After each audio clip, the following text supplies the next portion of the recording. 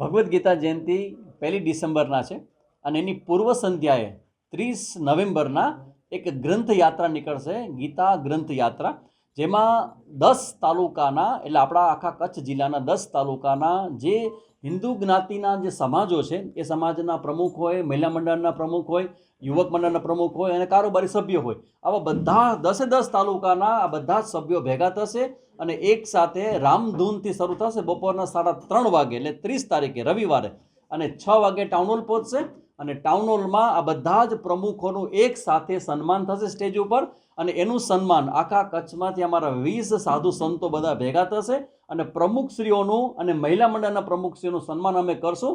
અને તે દિવસે 30 તારીખે અને રાતના આખો પ્રોગ્રામ 8 વાગે પૂરો થાય અમારો, એ પછી 18 વર્ણો, હિન્દુ સનાતન હિન્દુ ધર્મના 18 વર્ણો એક સાથે બેસીને ભોજન કરશે.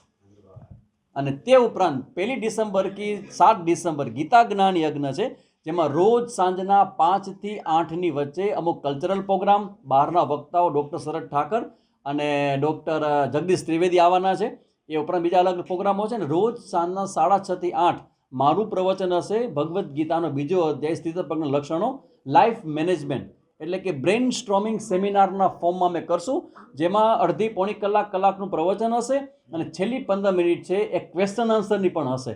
અને રોજ રાત્રિના જેટલા પણ લોકો આવ્યા હશે એ બધા સાથે મળીને હળી મળીને મહાપ્રસાદ ગ્રહણ કરશે. હા, આ આખો જે પ્રોગ્રામ છે ને એને જાગૃતિ માટે એક જાગરણ યાત્રા એટલે કે બાઇક રેલી અમે કાઢવાના છે.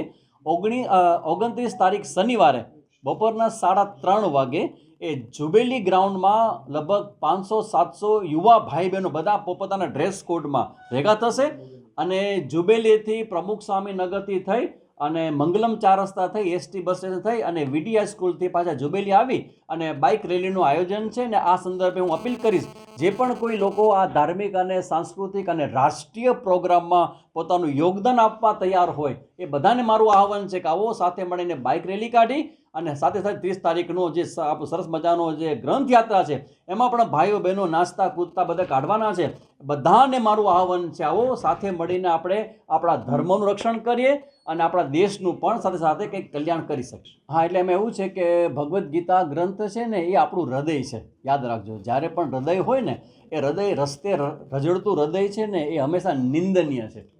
પણ જે લોકો ભગવદ્ ગીતા લોકોને આપી રહ્યા છે, કારણ એવો ભાવ હશે ગીતાના વિચારો બધી જગ્યાએ પહોંચે, પણ ઘણી વખત ગીતાના વિચારો પહોંચવાની જે લાગણી હોય ને એટલી બધી હાઈ લેવલની હોય કે ક્યારેક ક્યારેક વિવેક ચૂકાઈ જતો હોય છે. એટલે મારી પણ એવી ઈચ્છા છે કે ભગવદ્ ગીતા રસ્તા ઉપર રજળતી ન મળે, એ આપણું હૃદય છે. અને અમુક જગ્યાએ ધર્મમાં જોઉં છે કે એ લોકોના ધર્મગ્રંથો હોય ને એ લોકોના ઘરની અંદર પણ ઊંચાઈએ રાખવામાં આવતો, કોઈને ટચ ન કરી શકે એટલી બધી એની પવિત્રતા હોય. તો ભગવદ્ ગીતા પ્રત્યેની પવિત્રતા, માન સન્માન જળવાય એના માટે જ આખા પ્રોગ્રામનું મેં આયોજન કર્યું છે. હા, એમાં એવું છે કે અત્યારે સરકારનો જે SIRની જે પ્રવૃત્તિ, સરની પ્રવૃત્તિ છે, એમાં ઘણા બધા વર્ક લોડને કારણે, અતિ વર્ક હોવાને કારણે ઘણા આપણા શિક્ષક મિત્રો સુસાઇડ કરે એટલું બધું પ્રેશર આવ્યું છે. તો અમારું આખું જે આયોજન છે ને એ આ બધા શિક્ષક મિત્રોને એના સ્ટ્રેસમાંથી ફ્રી કેમ થવાય, આ એનું વર્ક છે, એ જ એનું ભગવાન છે. એટલે ભગવદ્ ગીતામાં ભગવાન કે તારું કર્મ એ જ તારો ઈશ્વર છે. તો પોતાનું કર્મ કે પોતાનું જે પણ કંઈ કાર્ય છે એ ભગવાનનું કાર્ય છે.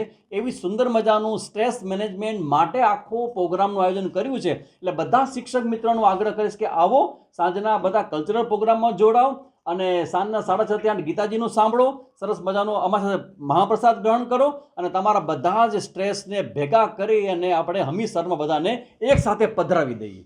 સમાજની અંદર 150 જેટલા સમાજો સાથેનું અમારું કોમ્યુનિકેશન છે અને અમારી ધારણા છે કે 120 જેટલા સમાજો આમાં બધા જોડાશે.